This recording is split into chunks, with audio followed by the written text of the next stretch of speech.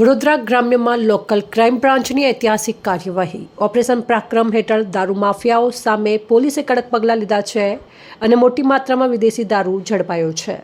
મળતી બાતમીના આધારે એલસીબી ટીમે અમદાવાદ એક્સપ્રેસ હાઈવે પર ટોલ નાકા નજીક સચોટ વોચ ગોઠવી હતી. આ દરમિયાન NL01N 5266 નંબરનું શંકાસ્પદ કન્ટેનર રોકીને તપાસ હાથ ધરવામાં આવી હતી. આ તપાસ દરમિયાન કન્ટેનરના અંદરથી વિદેશી દારૂનો જથ્થો બહાર આવ્યો.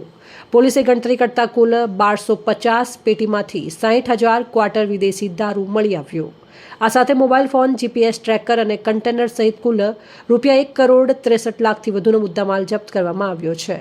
પકડાયેલા ડ્રાઈવર ગોપાલરામ વિશ્નોઈ રાજસ્થાનનો હોવાનું બહાર આવ્યું છે.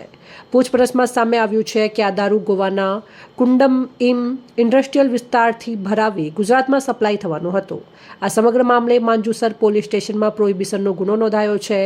સાથે જ આ ગેરકાયદેસર રેકેટમાં જોડાયેલા અન્ય આરોપીઓની શોધખોળ તેજ કરવામાં આવી છે. વડોદરા ગ્રામ્ય પોલીસે દારૂ માફિયાઓ સામે મોટો પ્રહાર. ઓપરેશન પરાક્રમ હેઠળ ગેરકાયદેસર પ્રવૃત્તિઓ પર સતત તાબડતોડ કાર્યવાહી. Reporter Praveen Vasava, Pradeep Tantral, news, Vadodara.